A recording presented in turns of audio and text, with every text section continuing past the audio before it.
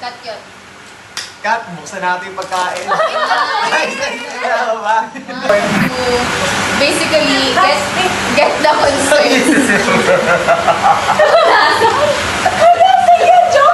Sabi niya, may plastic. Hindi na lang timpla yan. Kaya na yung timpla yan. May rason yung hindi mo kaya. Kaya mo eh. May nag-hold back lang sa'yo, kaya you need to get that. Maganda talaga sa mga ganito is you really take a break.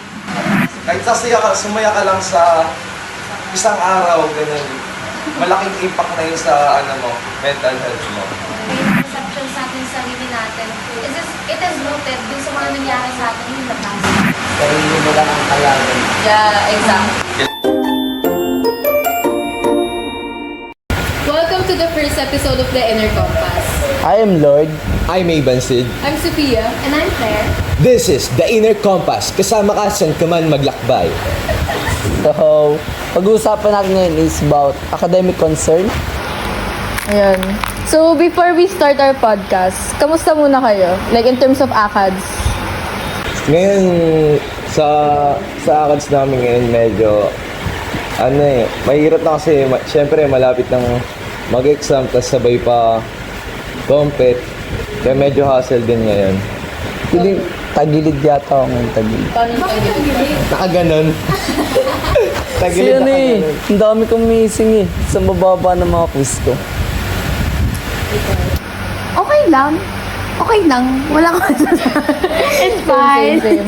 Feel ko ano lang din, pretty burnt out for real. Yeah. So, ayan. So, Nag-ano kasi kami, so gumawa kami ng G-form to basically get the concern. Sabi niya, may plastic.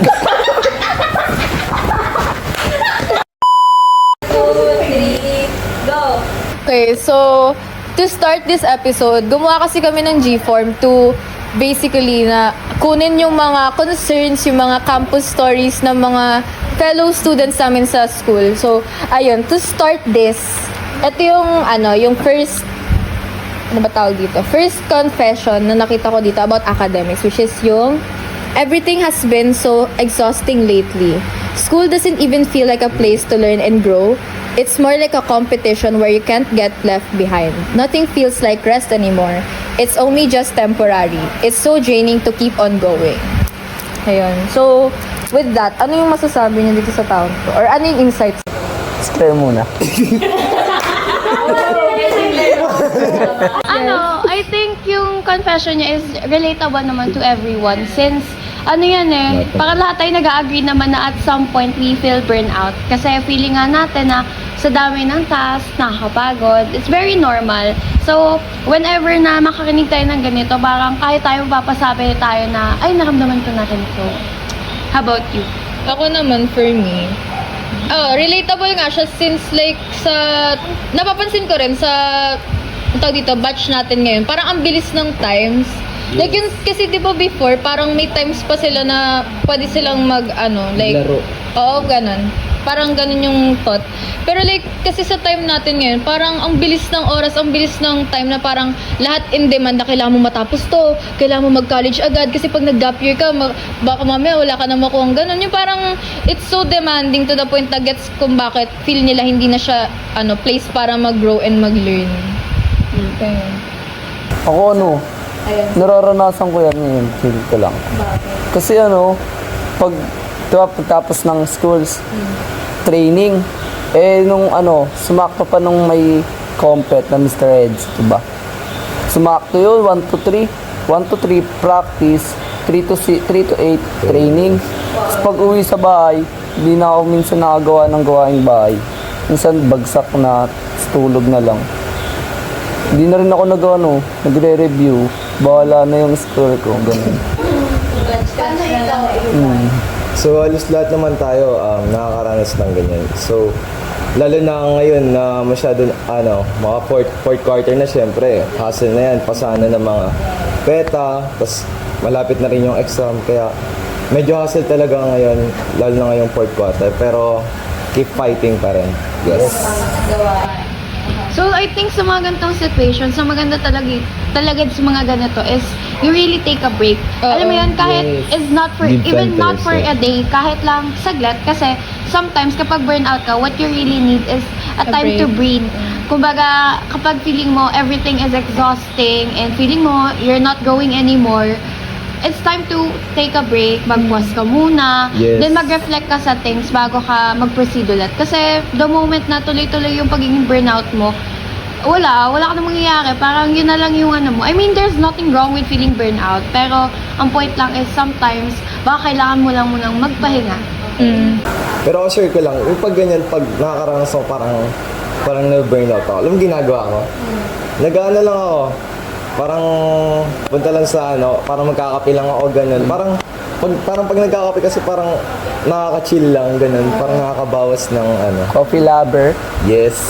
Parang need mo kasi sa situations nga na ganito, need mo mag-reconnect sa kung ano yung hobbies mo or kung ano yung mga bagay na nagpapasaya sa'yo. Like for me, example, pagka yung tipong, alam mo yung sabay-sabay na yung gawain sa school. Ang ginagawa ko, di ko siya ginagawa agad kasi talaga hindi ako nakaka-focus. Talaga yung utak ko, wala dun sa ginagawa ko. Kahit tingin ko, for example, yung PR.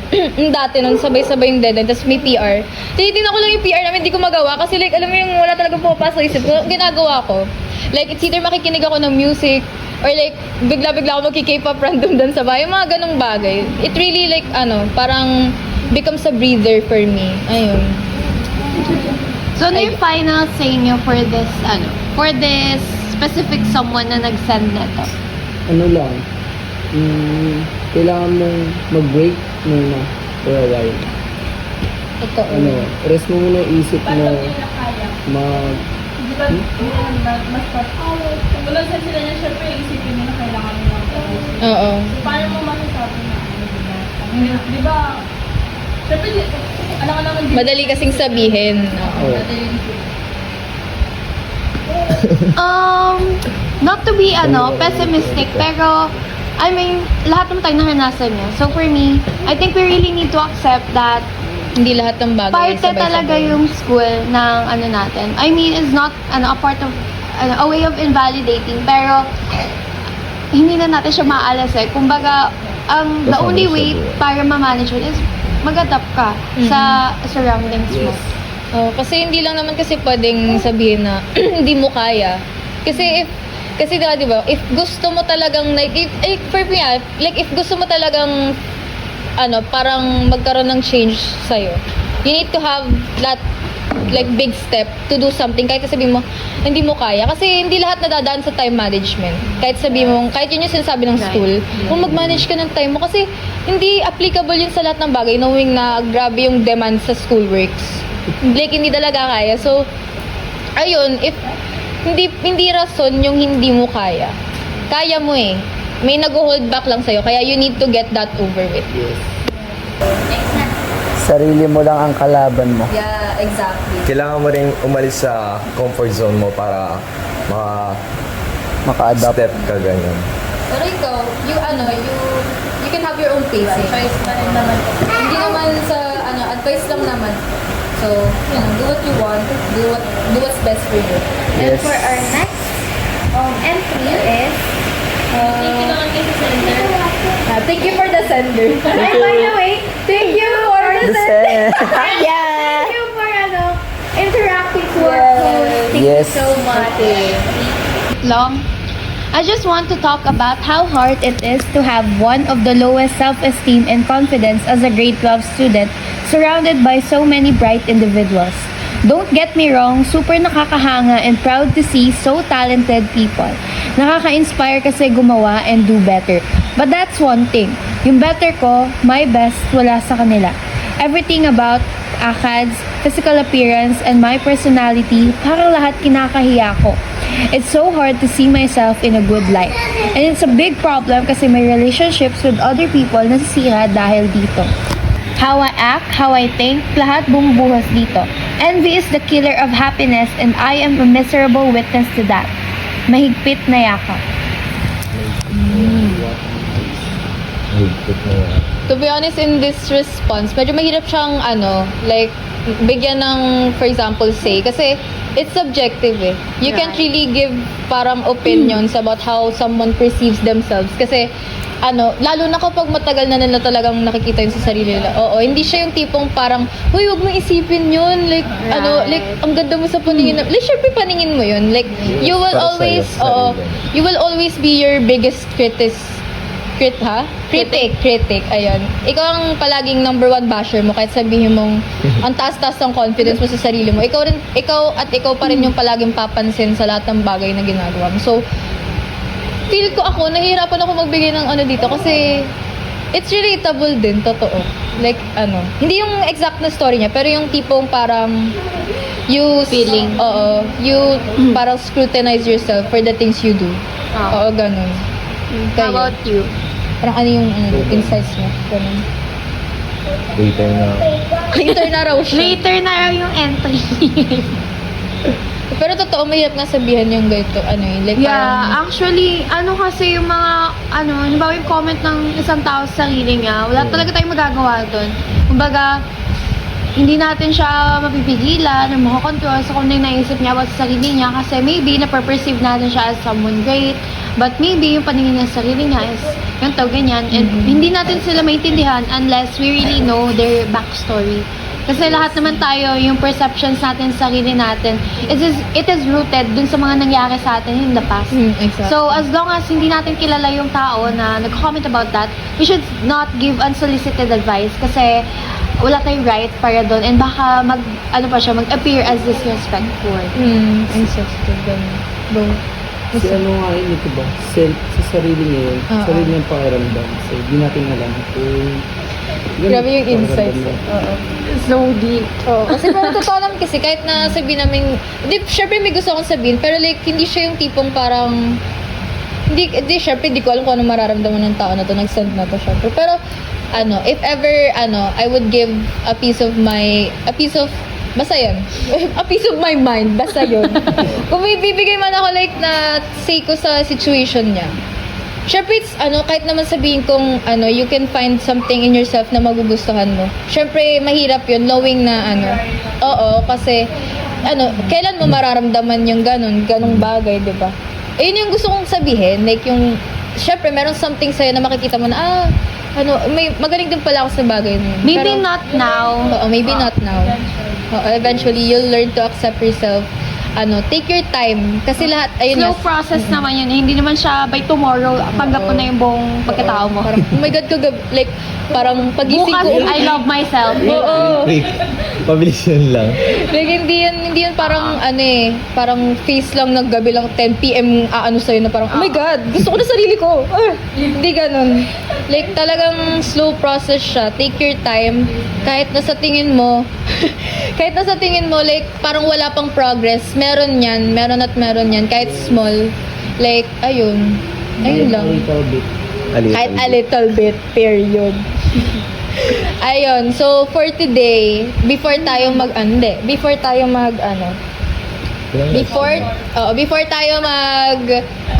sa episode na to, ilang minutes na ba? Okay, sige, pwede na. Before tayo mag-conclude sa episode na to, let's call on Ms. Eliza Daiz. Yeah! For our special guest. Diba? Dito ka sa gitna. Ayan. Upo. Kainis talaga. Okay. Round of applause. Perfect. Okay, tama na. So, kayo ba guys? Before natin pala tanungin si ating Miss Guest. Yes, for today. Kamusta ka ngayon? Are you happy?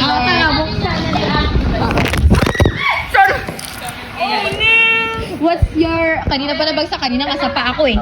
What the hell, bro? Kamusta ka? Like, how are you feeling today? Did you wake up in a good, mood or what? Parang oo naman, parang good naman. Sa pustungan niya ngayon. Ay, nakakainis ka. Parang may nagpapakilig. Ay, iba. Next episode. Parang ang sarap-sarap. Okay guys, so tama na. How do you feel? Mami. Wait lang. Let's, introduce yourself muna ulit. Pero in your own words. Tapos, how are you? Yo, it's your girl, Heb Ali. Heb Ali! Ali! Go. Charot. Anong gagawin? Kamusta ka? Kamusta ako today? Yeah. Today, so far, maganda naman yung gising ko and, you know, I feel so happy kasi May good morning sa'yo? hindi. Ay! Huwag yung pinangungunahan. Ano ba yan Kasi ngayon, nag-rent lang ako sa mama ko ng a little bit lang naman na medyo, parang tagilid ako this quarter. Kasi nga, ayun nga, katulad nung sinabi nyo, sabay-sabay yung mga ngayon, tapos meron pang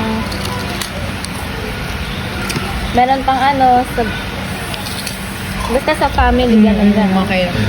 So, ayun. So with those problems that you have, ito na yung question ko.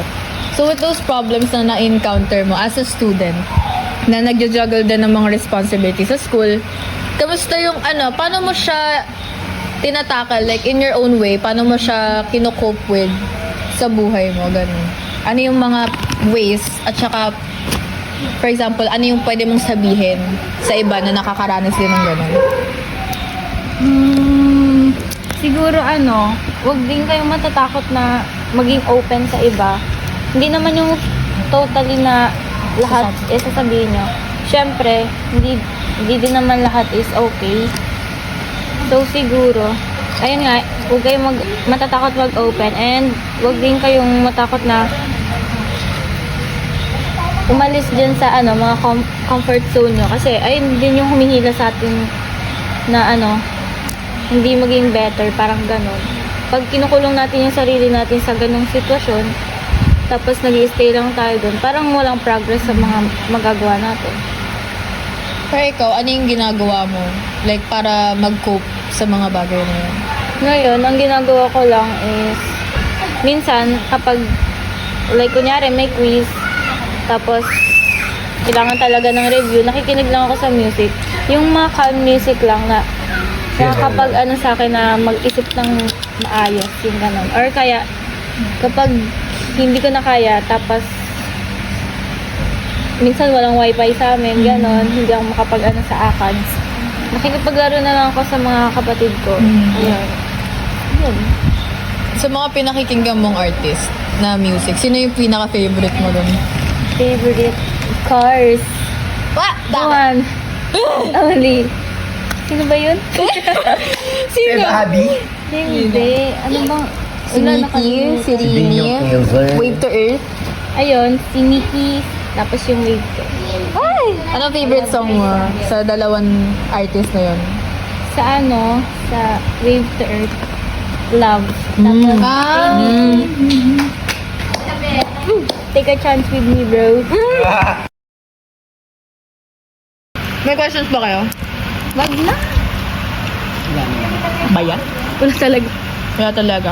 So we're looking forward to your story sa next episode kasi based on sa mga napakinggan mong tugtog parang may pinaghuhugutan. Kaya May nga eh. bagay na bagay yan sa next episode. Kaya tune in para sa next episode dahil for sure nandun ulit si Ali. Totoo yan, guys. Bye, our Miss Guest! See you in the next episode. Exit ulit siya. Exit. See you. See you. Okay. So for the last response, I feel like everything I worked for comes. Little by little, I started to lose interest in the things I love. I'm demotivated from everything. I think I'm motivated from everything I started. I did my best for everything, but I didn't reciprocate. Reciprocate. Demotivated. So basically, they just feel like things aren't working for them anymore. Parang ganon. Actually, medyo nakarelate ako Dito. Ang ingay ng mga nasa likod. Ano ba yan? Quiet on the set. Quiet on the set. Ingay Hindi, pero medyo nakarelate talaga siya. Kasi parang similar to sa yung first yung first na sinend sa atin. Kasi parang ang response na natin doon is, it's really a face and relatable. I mean, it's not a face na, alam mo yun? Oo. Hindi ko sa minamalit natin yung sitwasyon. But, kumbaga, we've all been through sa mga ganitong moment. Kasi, syempre, when you're doing something, parte talaga yun na at some point, di ba, parang mafe-feel mo yan na things are not working kasi maybe it's not according to your plan. Pero that's what life is kasi, di ba? Na it's really unpredictable na you can't really calculate na everything would go in your way.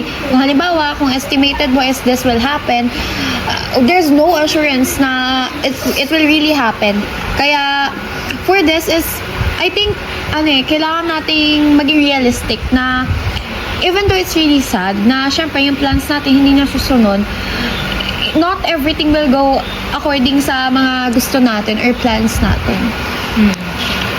To add lang dun, like syempre nung first, diba, natakal natin yung pagiging burnt out. Feel ko dito din nag-accumulate yung feeling nyo demotivated na kayo sa lahat. Kasi, to be honest, dun lang talaga nag-lead yung pagiging burnt out. And we can't really control the feeling of like burnt out. Kasi, girl, hindi naman kasi talaga pwedeng lahat din na juggle. So, if ever you feel demotivated on that something, diba, for example, sa mga art block, diba? Or reading, like, yung ayaw nila mag-read or like, hindi sila motivated mag-read. Like, ang talagang advice na sinasabi doon is to take a break. Which is true naman. Like, you need to really take a break from the things na you previously felt motivated on doing. Kasi malay mo, feel mo lang, or that time, nagsawa ka sa part na yun. Like, parang, you're craving for something, kung ganun, kumbaga. Parang, pero I'm not telling you na parang, you should change what you like, or what, ganun. Parang, Magpahinga lang. oo, pahinga ka, change your perspective on things. Parang ganun. Yes. Ano yung, nyo pa? So, Avon, parang punong-puno siya ng comment. Kaya nga actually. Kasi sabi niya pa lately pa, napaka-pinag-iisipan Parang niya talaga yung iniipon ko na to eh. O, di ba? Kumbaga siya kasi yung best host talaga sa The Inner Compass. Parang talaga. Full of insights, wisdom, the best host. Grabe naman yun. Totoo yan, guys. As the leader of Nava Foundation Incorporated. By the way, this is sponsored by Nava Foundation! Yes, guys. Thank you, guys. Okay, what's your insight? So which is related din naman siya sa first question. Siguro, alas lahat din naman nasabi naman nila. So, when dadagdag ko na lang talaga, sa mga ganyang situation talaga na demotivated ka talaga. So, kailangan mo rin talagang, sabi nga, mag-take a risk ka. So, pag kailangan mo maglibang ka. Pag may time ka sa sarili mo, sure, gawin mo kung ano gusto mo. Lumayo ka muna sa sa mga struggle mo sa buhay. Just coming. Kaya mo ganun. Nature trip, ganon. Like, if you have the means to like, clear your mind. Yung magiging ka, kahit sasaya ka, sumaya ka lang sa isang araw, ganon. Malaking impact na yun sa mental health mo. Yes. Lord, our Mr. Edsy Advocacy Kineme. Best in Advocacy, sorry. Masasabi ko lang dyan is, Pabagalin muna natin ang ikot ng mundo. muna natin ikot ng mundo. Oy! Para isirit na para may pinangugutan din to eh. Ay, parang may parang may pinaghuhugutan. Yes, pala yun. Sorry, Di napakinggan. kapag feel demotivated ka, lang talaga, ginagawa ko, pahinga lang. Pahinga, tulog, tas pagising, parang magaan na pakiramdam ko. Tapos doon na ulit ako gagawa. Kasi di ka makagawa kapag pag marami kang iniisip, as in, ka talaga doon, super mababurnout ka. Di mo alam kung paano sisimulan kapag iniisip mo yung mga bagay-bagay. Kaya, ginagawa ko, pahinga, pag okay na ako, pag pili ko kaya ko na, doon na ako gagawa. Yun lang. Do we have any questions from the panel behind? People on the set. People on the set. Comment ba kayo? Sana naman talaga siya, like, yun naman may kailangan sa pag-burn off ka. Pahinga ka. Yes. Take a rest, take a time. Take a rest. Take a rest, guys. It's a... Pero pag hindi mo talaga, kasi minsan kasi may mga tao kasi parang sila lang, yung sarili lang talaga nila yung nagsusolve kung ano yung, kasi ako minsan ganun ako eh. Pag may problema ako, parang sinasarili ko lang. Hindi ako nagsishare sa iba. So minsan, ginagawa ko na lang, ayun, nagkakape ako, ganun. Coffee lovers, gala-gala, ganun. Let's contact Ibanda Cross on Facebook. Pero pag hindi mo na talaga carry, pag hindi mo carry na ikaw lang talaga magsosolve sa sarili mong problema, syempre, kailangan mo na ng help for someone or friends or parents, ganun. Para matulungan ka nila kung ano ba yung dapat mong gawin. Minsan kasi nakakaano rin yun eh, yung nagsasabi ka sa iba. Nakakagaan. Nakaka release na. So, syempre, iba-iba kasi ng coping mechanisms ng tao. So, baka yung iba, mas nafe-feel nila na they're feeling better kapag Sarili lang nila. Baka yung iba, so it really depends. So, kung, I think yung pinakamagandang gawin dito is, ikaw mismo, i-evaluate mo sa sarili mo kung saan ka mas nakakaramdam ng comfort, kung kailangan mo ng presence ng iba, or you just need to take a break na on your own. Kasama mo lang sarili mo. No? Yes. So I believe we should conclude the episode by leaving an advice for the overall entries. So Sophia, please provide. Since like yung collective thought naman ng lahat ng responses is about feeling burnt out, feeling demotivated about something. Ayun nga, if I'm going to sum up all of our advices, feel ko talaga, feel ko talaga we should just take a break. Ayun lang talaga kasi, di ba, ayun nga, kakasabi ko nga lang kanina is that, dahil nga, napaka-demanding ng mundo ngayon, ang kailangan lang talaga natin is to rest. Or if hindi mag-rest, take a time with yourself. Like parang do self-care kung kaya mo sa araw na yon. Talk to a friend, talk to someone that you love.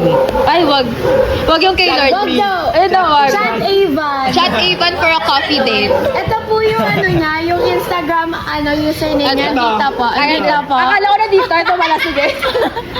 Sige. Please follow. Sige, ayun lang naman yung advice ko kasi feel ko din na kailangan pahabain yun. Ayun lang.